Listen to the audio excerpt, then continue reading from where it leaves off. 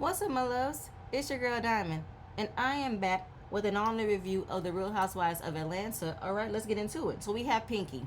Pinky is preparing for her Pinky Cole Foundation. She has a nonprofit organization. She does it every year. She started in 2019, and she's reflecting on how far her organization has become such a huge thing, and her organization has provided tuition for people to go to college. I believe she said it's helped other people's businesses. And I'm very happy that she has continued to do this. So we get to the name of Slutty Vegan. You know, she says she's a reformed slut. So that's why she named her foods after things that people have called people sluts for. And I love that when she gets on the mic and she says, "We got some sluts in the building." Like, that's her play on words, and I love it. And her food are hilariously named. I have never heard any food product with a name like that. It's so funny. One night stands and all that kind of stuff. And I don't know if there's any slutty vegans around my area. I'm in the Inland Empire, okay? I'm way out in the desert, so I have no idea where there is a slutty vegan around me. So then we see Kelly. She popped up. She's trying Pinky's food for the first time, and Pinky lets us know she's had this location for 6 years. So it's like, Kelly, you have never been to Slutty Vegan before, and you lived in Atlanta as long as you have. Like, that's very interesting. So Kelly is very excited about her event, and Pinky wants this event to go really well. She put everything in motion. She planned everything. And she also sent a group message to all the ladies about what she wants them to bring and wants them to donate. We have Phaedra, who is in charge of bringing baby formula, vegan food, as well as Angela. I think she was supposed to bring toilet paper. I think Kelly, I forgot what Kelly was supposed to bring. K. Michelle, I think she's supposed to bring sanitary napkins.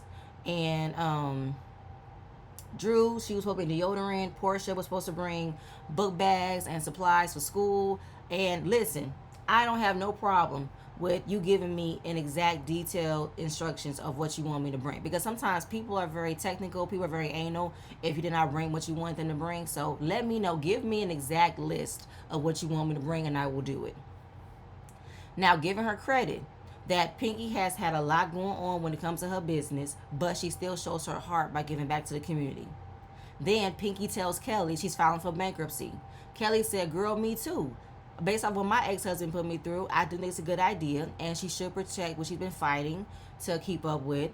Now, Kelly says that her reasoning for filing for bankruptcy was because she too was the personal guarantor when it came down to her business. And now that she's divorced, she was left with a lot of debt that she has to pay for. So she wants to protect money she's already having, so that way it doesn't get cleaned out.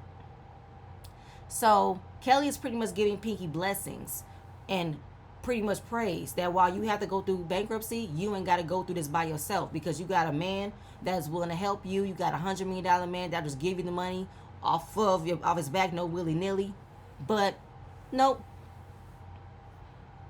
Pinky is not thinking about telling Derek because she doesn't want him involved. She don't want to bother him. She wants to figure it out on her own.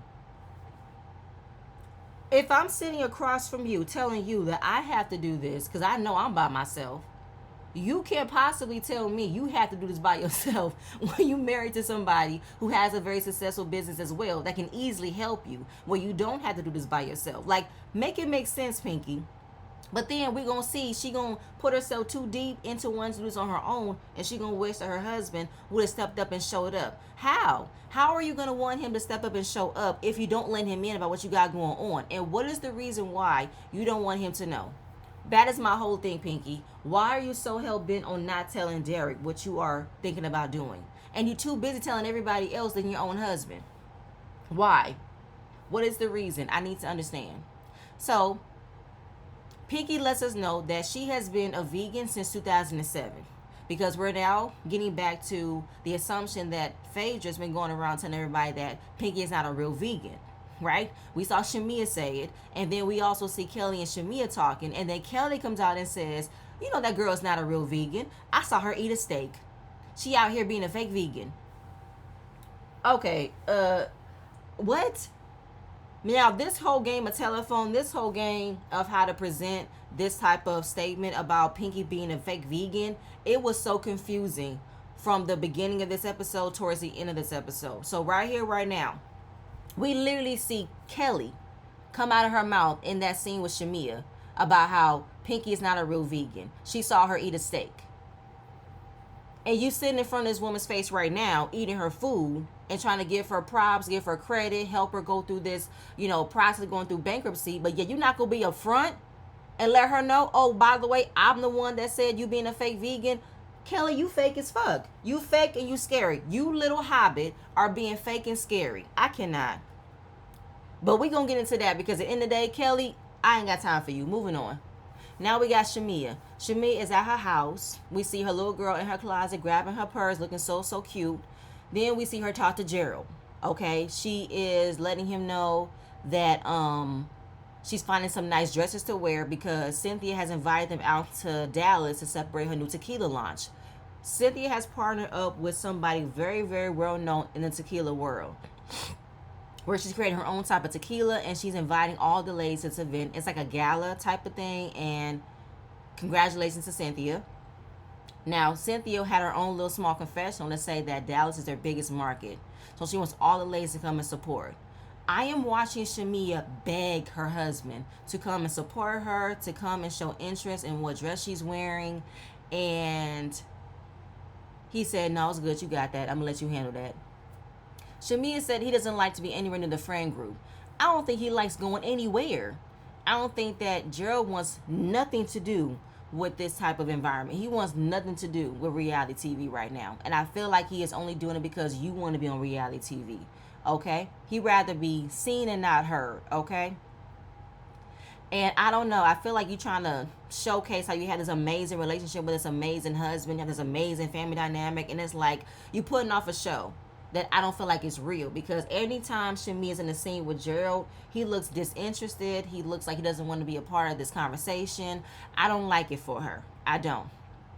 So he's not really interested in talking about going to galas and finding outfits and shit. No, we are switching up and discussing signing off the legal documents from the last surrogate, because we all know she did have a surrogate last season. They did a transfer. The transfer did not take.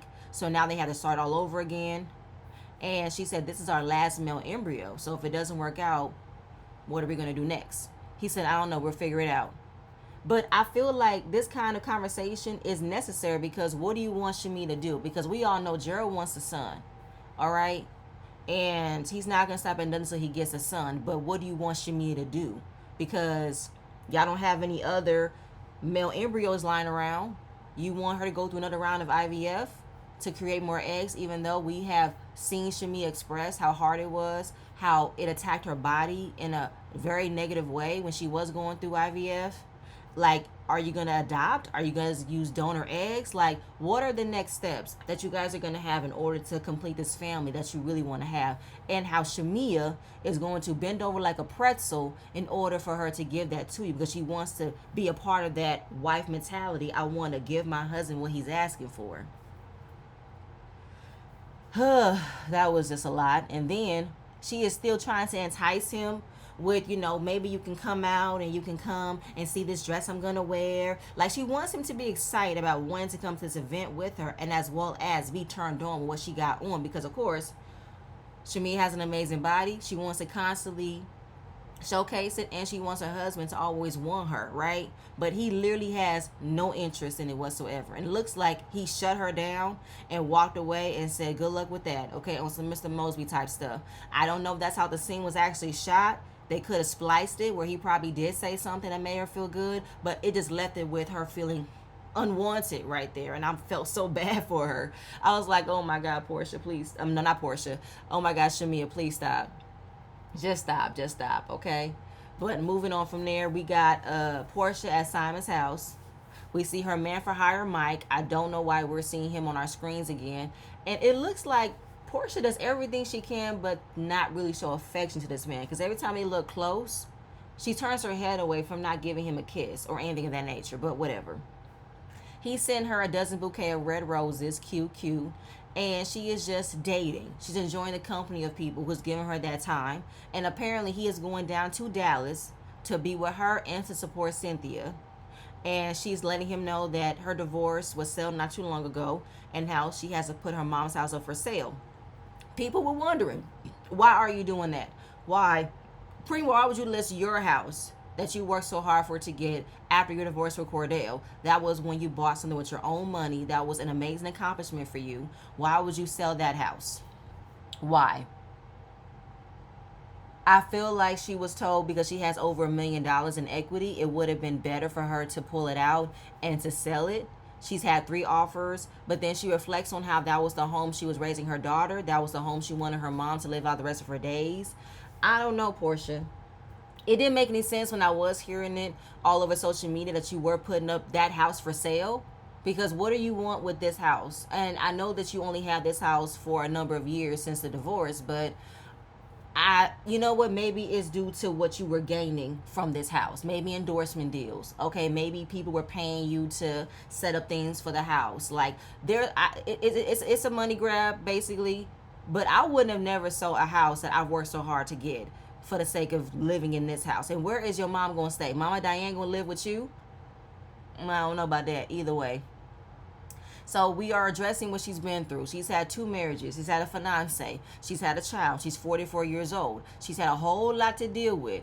Because right now we are getting to the part where the man for hire, Mike, wants children. We see a flashback to last week where she was at a nail salon and she got a bit fearful when he mentions he wants 3 children. She don't want that because she got her body back together. She is not ready to have no more kids. I feel like that's going to be a deal breaker. Well, let it break. Because I honestly don't think that Porsha wants any more kids at all either. I think she's very happy with Pilar.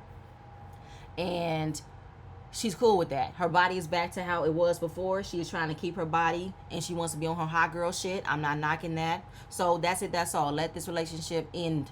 Okay? Now, in that scene where she was discussing possibly not working it out with Mike because he wants 3 kids and she don't, she had a little in-moment confessional where we just see her in her closet talking about how this is making her feel some kind of way. She's not sure how this is going to go. It was a shock to me that we're having a literal in-moment confessional. It was so like all these other reality TV shows we see where we have people who are in their confessional discussing what has happened in that moment. Okay, maybe we need some more in-moment confessionals because we just saw her just chilling, not made up, not having an outfit for the scene. It was just her in her outfit in her house. I kind of like that. Let's keep that going. So now we got K. Michelle. She is packing up for Cynthia's trip. It's in Dallas, so it's very countrified. We need gowns, everything big hair like Dolly Parton. Kelly said, no, K. Michelle said she has never ever taken a girls trip with women. She don't know how these women can get. She don't know how they operate. Listen, whenever I hear a woman talk about they've never taken a girls trip, it's to that point where you don't know how you're going to behave when you're around other women. Now, for me, I've never had a girls trip because I don't have a close knit of girls to go on girls trips. Have I had overnight stays with my girlfriends? Absolutely. But majority of my experiences of having any type of few days away or any other type of adventures has been my family.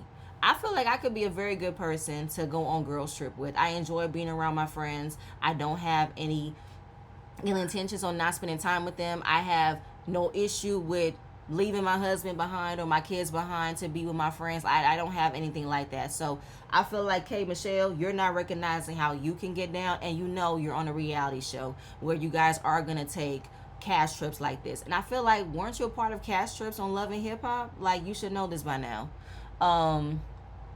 But I understand. So then we talk about Porsha, how they had a conversation about her miscarriage comment. She apologized, but she is going to watch Porsha. She'll keep an eye out on her and Phaedra as well. I don't knock that. Moving on. So we now see Porsha, Phaedra, and Angela. They go work out. And then we see Charles. He opens the door, and that was when Charles made his real introduction to Phaedra. Say, hey, how you doing? Meeting him for the first time, because Phaedra made it seem as if she knew Charles. But Charles checked her at last season's reunion about how you really don't know me. Just because you've been in the same room as me don't mean you know me. Or that's not meeting me. That's not knowing your history of me. Hilarious. I love that. Making funny out of Phaedra's stupid ass. Now, they doing a spin cycle class. Can't do it. I can't handle a spin cycle class. I could barely last on a regular exercise bike. Okay? Now, Phaedra, She wants to put herself out there. You know, she's a single woman. She's not desperate though, but she does not want to date anybody in fitness because Apollo was in fitness. Apollo wasn't just in fitness, Phaedra. Stop playing. She wants a man that is a little chunky, not too fine, you know what I'm saying? A little bit of meat on his bones, you know, a little medium ugly. Okay, fine, but what the fuck is Shaq? You bring Shaq around, and Shaq is cute. And he's not chunky, he's tall. Like, well, what's the difference here? So are you not with Shaq? You know, Shaq is just somebody you want company from time to time. Okay, fine, cool. Now Angela is being the bigger person and is moving forward with Phaedra and Porsha, especially what has taken place from the two of them, and it is still the forefront of her mind. I cannot blame that of Angela, that you are not going to easily forgive Porsha saying she'll fuck Charles, and for Phaedra possibly trying to set you up for something. I don't feel no way about Angela still trying to move forward for the sake of being a part of the group, for the sake of moving the story along, not trying to drag something out, right? I get it. Get it. Because, again, can't trust freaking Frack. All right, moving on. So Porsha talks about meeting up with K. Michelle and how she was hearing that Pinky feels some type of way about Phaedra going around saying that she is being a fake vegan. So we see the flashback. And K repeated exactly how it went down. And Phaedra's like, well, why would I say that? We've known each other for over 15 years. Where would she get that I say she eats meat? Where did she hear that from? Now, Angela repeats what she heard when she was at Shamea's house. And Shamea told me that you said she used to eat meat and that she used to own a Jamaican rib joint. And then we get a flashback. No, we get what's her name? Phaedra in the confessional talking to Shamea on the phone about how, yeah, girl, she used to own a Jamaican restaurant a few years back. You know what I'm saying? She was serving ribs, all kind of meat, honey. Like, as far as trying to deny that she didn't say that, she also shaded Pinky even more by saying that she has seen all of the lawsuits out on a very well-known news source and how she owes money. We're aware of that, though, Phaedra. Why are you bringing that up? We know that Pinky has a lot to owe. We know she is in a huge lawsuit. We know that. But are you trying to distract us? That you probably have said she still eats meat? Like what? Even though we see Phaedra not say she eats meat, she's being a fake vegan. She didn't say those words at all. She just acknowledged that Pinky used to own a Jamaican rib joint back in the day. So then we discuss about what items they were supposed to bring, right? I said it earlier. Phaedra is in charge of buying vegan baby formula. She said it was $28 a can and it adds up to about $4,000. Well, what you surprised by it for, Phaedra? And even if it's a vegan brand, it is no different than a regular brand. Buying baby formula is the most expensive thing in the world when it comes to having a child. It makes no fucking sense. So you got the money for it, so I don't know why you're complaining. And let me also add this from my experience. I have been on WIC when I had my children because recognizing those prices for Enfamil and Similac, them things were about $24 and up for the size of the cans. And it makes no fucking sense. Hence why y'all can't shame women who gets on programs to afford to buy basic foods for their children. So I don't know why Phaedra brought it up about, oh my God, $20 a can, like you can't afford it. I don't know why you brought that up. So then Porsha, she's also going through her items she was supposed to bring, okay? She's supposed to bring book bags, toys, crayons, all those things because it's about giving back. It's about helping people that are unfortunate. And I don't know why y'all being like skeptical or feeling frustrated about what y'all need to bring because remember when y'all were setting up to prepare for the relief package for Grenada and y'all wanted to know what did everybody bring, y'all got mad at Britt Edie for having a lack of effort and didn't give a big grand amount to donate. So I don't know why y'all complaining about what was asked of y'all as if y'all don't have the money to do it. But we're going to move on from there. So we see Angela. We are seeing her discuss her doing her fan line. Remember last season she said she's going to present us with her own fan line because Angela has appeared in every single scene with her own personal fan, okay? And she is not ashamed of always having a fan because a girl gets hot. And I understand that. I have a fan as well. I get hot sometimes too. So she is talking about budget cost marketing because she is doing a turnaround to recoup her investments, okay? She wants to be mindful of starting out small and slow. You know, she's recognizing her mistakes about how she used to just throw money at everything and did not see it as a good return, did not see it for something that she was paying attention to. I appreciate Angela letting us know that. So she is letting her counselor know she did just buy a starter home, and she's trying to get any advice about how she's going to navigate it, as well as doing this fan line. And they were looking at her like, girl, no, you did not just buy another house after you have failed to flip those other homes. But that's why she wants to seek counsel, because there were other moments where she would hear differences of how she shouldn't go into all those homes, and she didn't hear them out. She just ignored them. But she wants to really recognize what mistakes she's made and provide a better way of going to do it differently. So Charles was coming in. They were wrapping up the meeting about how they wanted to set up a proper number to invest. She wanted to put in 30,000.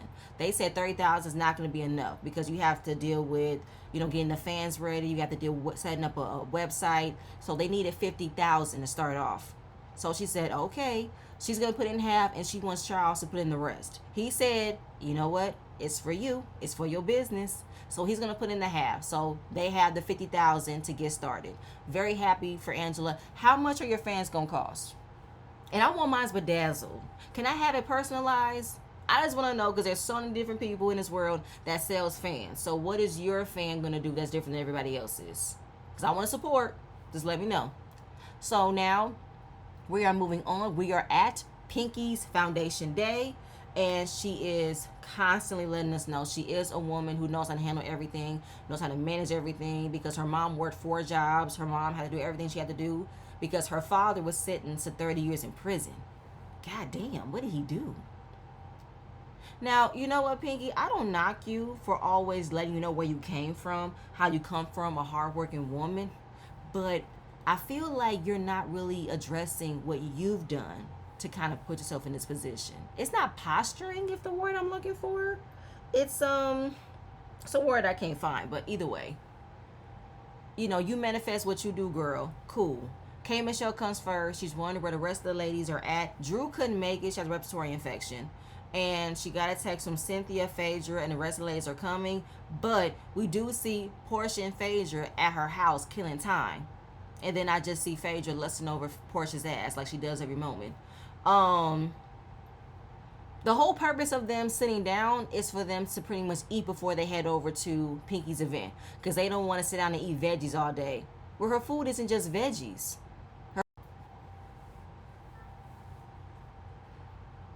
Like, how small-minded do you have to be to recognize that she owns a vegan burger joint, which means she knows very many ways of how to make a burger without you eating actual meat, where it's not just veggies, Porsha. And I'm reminded from other people who done their reviews that you used to be a baby vegan once upon a time. It didn't last long, right? Like, I don't knock that you want to be cautious of what to eat because you're not sure if you're going to like it, but to go in with that type of mindset that you don't recognize that people who are vegan can still make good food, that you wouldn't even know if it's real food or not. You know what I'm saying? Like, I've seen plenty of recipes where people made chicken tenders with using enoki mushrooms. People have made really good tasting burgers with using mushroom caps. Like, there are plenty of ways. And like, being vegan doesn't mean all you do is eat vegetables all day. No, you eat other things that can sustain your body. Vegans also eat protein. Vegans also eat other type of nourishment to provide proper nutrients for their bodies. Like, come on now. Like, let's not do that, okay? Like, that's not necessary. So I think it's rude that you're not keeping an open mind to try her food. Like, what's the point of you going there to support? Either way. So Porsha ends up telling Phaedra about how Pinky feels away about the comment of saying that she still eats meat. Phaedra doesn't know why she would feel away, and why would she not just call me. So then we see her son Aiden. He comes home early from school. He probably had an early day, and he's going to go home and take a nap. Well, Porsha was like, you're going to take a nap in your mama's house? Because usually, growing up in a black household, you can't take a nap after school. You got to stay up and stay busy until it's time to go to bed. I kind of understand where Porsha's coming from, because I was raised in that same mindset as well. My mom would not allow me to take any kind of nap after 3 o'clock, because if you take a nap after 4, it could really mess up your schedule for you to go to bed at a decent time, because then you're up later than you're supposed to. But if your kids, like mine, have an early day on certain days, then yes, I would allow for them to have some type of little mini nap after 1. I would. And I do give them freedom to take a nap on Fridays, because it's the weekend. Like, y'all not getting up early tomorrow. It's Saturday. So I have my ways of still keeping my kids busy when they come home from school. And I do give a little leeway when they do come home early. But I get where Porsha's coming from. So then Porsha is talking about where the event is. She says in Edgewood. And then Phaedra talks about, oh, girl, that's the one that's getting bankrupt. Yeah. And then she's talking about how what not to do with your business and what not to do with your money. And it's like, how you gonna put all that on her, Phaedra? And you saying you've known her for 15 years and you're standing here talking cash shit about everything she got going on. Like, what's the problem? Like, why you gotta make it an obvious thing? Like, it's not cool. It's not you really feeling what Pinky is going through.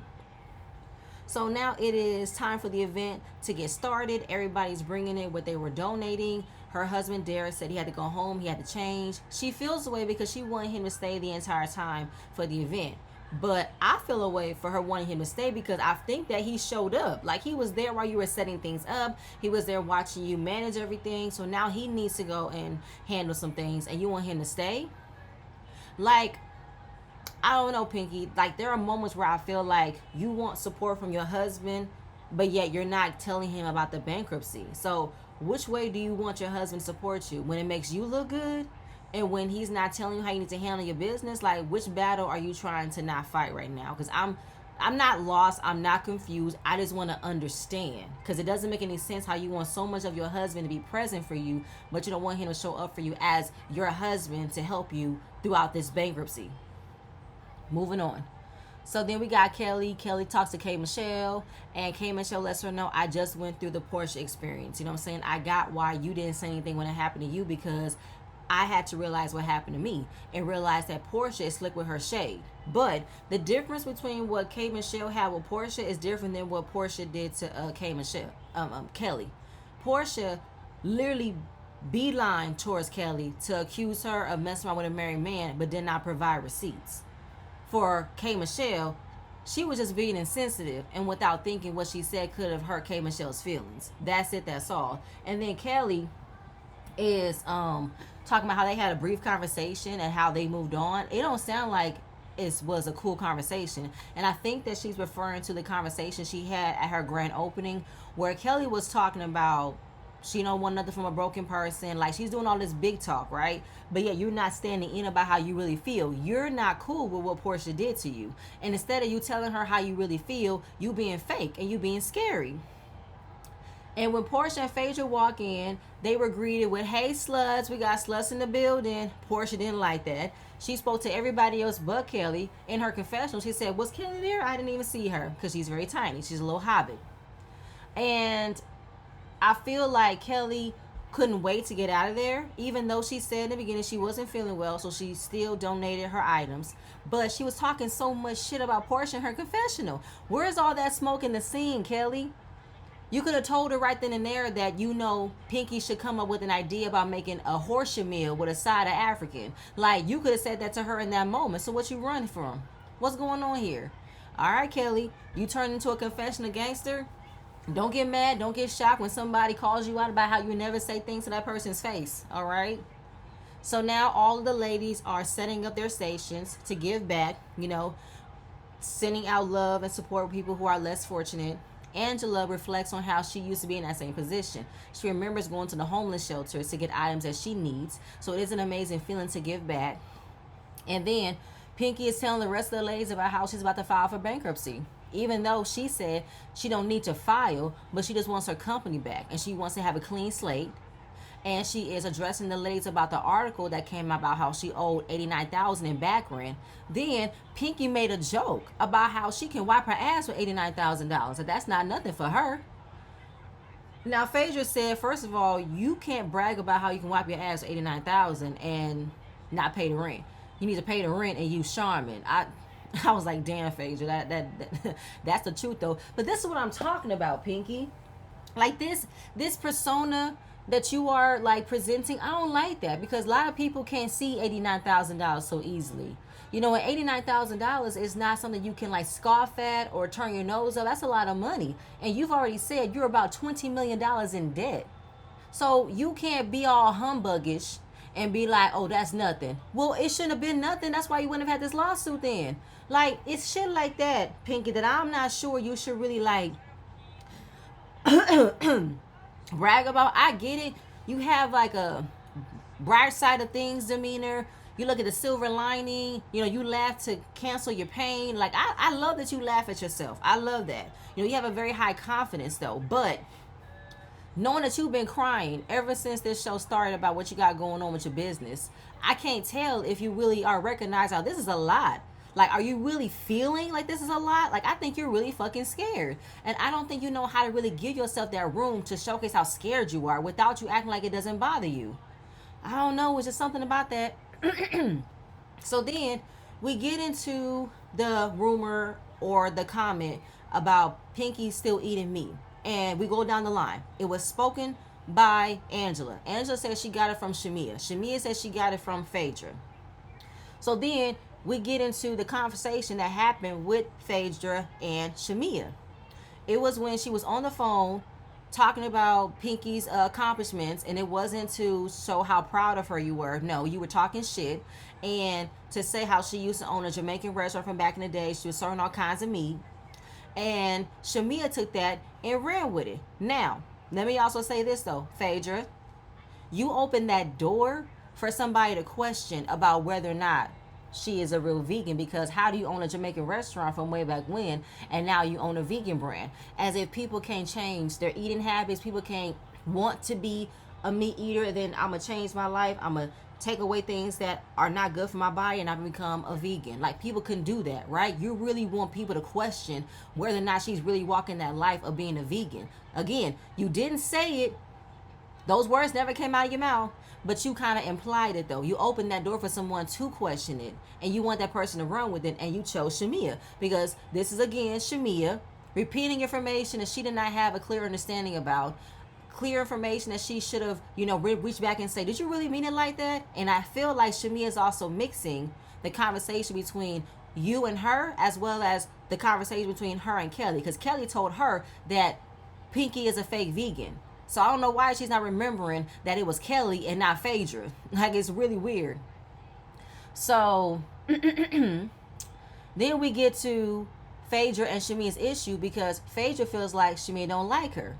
And we get a flashback of something that she assumed that Shamea said about her kids. It was a radio interview that Shamea did. It was a question about who would she pick to be her kid's godmother. The options were Cynthia and Phaedra. She picked Cynthia about how Cynthia has made sure Noelle's life is set up great. She has taken very good care of her. She's been an amazing mom. I don't know why Phaedra thought that was a dig towards her or towards her children. That was a bit of a reach, Phaedra. That was a reach. Your children wasn't mentioned. Your children wasn't talked about. It wasn't about you. It was who Shamea chose. That was her opinion. Like, what we doing here? Like, that was no. So where they were trying to get an understanding about who like each other or don't like each other, it was getting loud. They weren't listening. Pinky shut it down, said this is not going to happen at my event. Let's have this resolved at another time, at another location, at another event, not mine. Okay? And as far as Phaedra saying that she needs to be mindful of what she said to Shamea because she don't have a problem with her. But I feel like, Phaedra, you knew what was going to happen. You knew that telling Shamea anything was going to create an issue, because Shamea, you be looking to have an issue with somebody, or you be looking to set up an issue for somebody else to have for somebody else. So, Phaedra, please, you knew what you was doing. And while Shamea, for you to say you do like Phaedra, I don't think you like Phaedra, because I'm reminded that season 9, Phaedra was talking a lot of shit about you. Like, hell, she inserted that, she insinuated that you, Todd, and Candy were in a relationship. She gestured they were fucking together. And that was when Porsha did not defend you.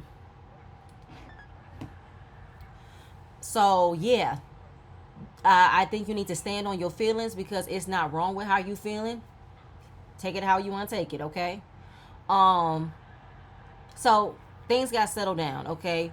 Pinky put on a great event, and then we see Maury Povich in between scenes to determine that Pinky is still a vegan. The lie was a lie, okay? That was funny. Shout out to Maury, all right? So then we see Porsha. Porsha is at Simon's house.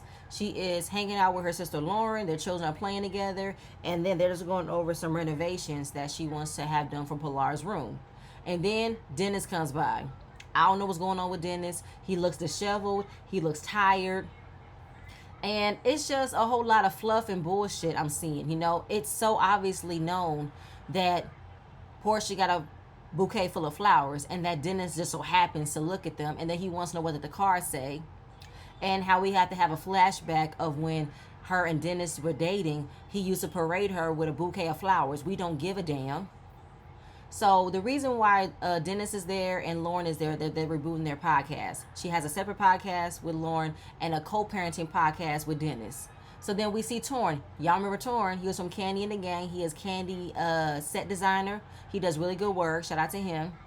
And the whole entire time, I'm just seeing them play fucking games. Like, Dennis is being super nosy into wondering what the car said when he looked at her flowers. Lauren is fighting with him to not look at the car. She dumps it in the fucking pool. It's like, can y'all get out of my face with this shit? Like, this is so fucking dumb. Like, why are we having this scene right now? Then I'm seeing Porsha and Dennis go back and forth with their high intense sexual chemistry. Because I feel like she wants Dennis to wonder, who is she dating? Who is she seeing? The same way she does it to him. But it's like, I don't got time for this shit. Y'all couldn't make it together. Y'all just need to be co-parents because I ain't got time for it.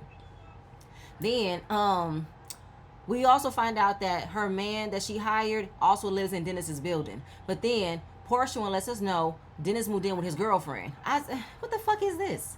Then, he tells Porsha she don't pick good men. Well, I think that applies to you, Dennis, because you weren't a good man either. And then he also did tell her it didn't look good that she was also marrying Simon. And we remember that because he told her about it on her show, how it wasn't a good look. She didn't give a damn. Then we talk about commitment. And then she also mentioned that Dennis be texting her late at night. You respond to it. Then she lets us know that when it comes to looking for red flags, she said, I was married for a year and I was with Simon for 3.5 years. Has it been 3.5 years you've been with him? You sure it wasn't shorter than that? I don't know. That math wasn't mathing for me. Then he is saying how he's been there for her whenever she has her crash out moments. And, you know, it is funny, but I feel like she likes to do things for his opinion, likes to do things to get his attention. Then he tells her she needs to be by herself for 6 months. I do agree. And then she want to make this executive decision that I'm not going to do YouTube with you. I have canceled that because you're not about to do business and bring in my personal life. Like, you don't bring him into your personal life. Like, Porsha, let's not forget about how you dragged Dennis into your issue with Drew for no reason whatsoever. Like, you literally were bashing Drew all last season with the assumption that Dennis and Drew were having a romantic relationship when they were just doing business. As mind-boggling as it was for you to have this much of an issue when you weren't with him, like the way you're coming at him about how he's in your shit, like I just don't have time for them. They get on my fucking nerves. And if this is all what Porsha's gonna give us, she can fucking miss me. We're not about to have you use Dennis as a storyline again, okay? Moving on. Now we got Pinky and her husband. They're working out and she wished that he would have stayed for the entire event, but he had to go to another event because she lets us know he is going through a $10 million business deal for his restaurant to go through. So that was an important event for him. He couldn't miss it, but she wanted him to be there for her moment, but he was present. He was there. Why can't you be thankful that he was there? I don't know. I can't knock Pinky for wanting her husband to support her, but if your husband also had important obligations that can benefit his business, I think you should support him in that aspect as well. Anyway, so she's excited about her upcoming trip to Dallas and she's hoping to have a good time, and she reveals that she met up with an attorney to file for bankruptcy. So he asked her how much is she in the hole with? Like, how much is she in the hole for? She said about $5 million. It's a lot of fucking money. Then he ends up asking her who else knows about it. She shakes her head, and then we see a whole bunch of flashes of her talking to everybody else but him. You told K. Michelle. You told Kelly. You told the rest of the ladies. You told us in the confessional. You told production. Girl, you went around for more than a week talking about this instead of your husband. So he said, this is going to be a public nightmare. It's already a public nightmare. She said, I'm in the news every day. He said, you're not filing for bankruptcy. I'm not going to let you do that. I'm going to give you the $5 million. She said no. And I'm like, why? would you not accept it? Why would you not accept your husband helping you? Why? What is the problem? What's going to happen if he gives you the money? That's what I want to know. Are you afraid of how he might treat you once he gives you the money? Are you afraid of how he's going to not give you the respect you deserve for trying to fix your business? Because there's a reason why you don't want his help financially. Again, going back to how he said he humbled you, as if you have not built this brand by yourself. And I feel like maybe that's what she's trying to fight that respect that she did create $100 million brand. She is an amazing businesswoman. Yes, she's had her pitfalls. Yes, she's had her problems, but I can't let this define me, that I don't know what I'm doing. And I don't know if your husband has that energy about him where he will constantly remind you of your mistakes. I don't know. If that's what that is, then he said, I'm your husband. Why would I not want to make sure I'm there for you? Why would I not want to make sure I will show up for you? Then she said she don't want to be she don't want to be a victim. Well, you can't be. Pinky, what is happening here? If your husband is literally sitting here and telling you, I got you, I'm your husband, for better or for worse, and you say, no, I don't want to become a victim, she want to say, I can figure it out on my own. Okay, this is the thing. You want to have a big testimony story of how you have been through the trenches, you came out brand new, you shining like a diamond. I can get all that, Pinky. I really, really can. But I feel like, how long are you going to go through this? You don't want to be one of those women who can have a husband to say, oh, my husband got me. Like, that's not a flex. That's not something to be proud of. It is proud to have your man be there for you for better or for worse, to make sure you're good in every aspect. You don't want to be like, I got it on my own, but yet you still want your husband to be there for you when you fall, but yet you're not going to let him know you're about to fall. Like, you can't play victim but want to be strong at the same time. Like, you can't do that. That's why you are all over the place with this, though, Pinky. Like, that's what I'm saying. Like, I get it. Trust and believe when I say I get it. I have no... I don't disagree with anything about what you got going on. I don't disagree with you about how you want to be the independent woman that you are, and yet you still want to make sure you're doing everything the right way. I get all that. But your husband... Okay. Because, again, I need to know the reason why you don't want to tell him. I want to know the reason. I really do. Because again, there's got to be something else in this relationship that you cannot trust your husband to not do. There's got to be a reason why you are holding back on not telling him why you don't want his help. There's probably something that you are not prepared to fully talk to him about, or talk to him to really get that understanding. Like, that's what I need to understand, though, Pinky, because I don't get it. I really don't get it. It's weird to me. It's really, really weird. I don't understand. Because if he is somebody that wants to be there for you, that wants to help you, then why can't you accept it? Again, is it like pride? It's pride. It has to be pride. Like, I feel like, okay, like, Pinky, I don't understand this. I feel like, do you not have that space from your husband to give you that support that you want without him probably shooting it down, or him making you feel like you didn't know anything? But then you also have that strong mentality where it's hard to tell you what you want. It's hard to tell you what you need when you want to say, oh, I already got it, or I already know. But y'all, that's it. That's all I have. Please stay tuned next video. I'm going to see you guys later. Bye.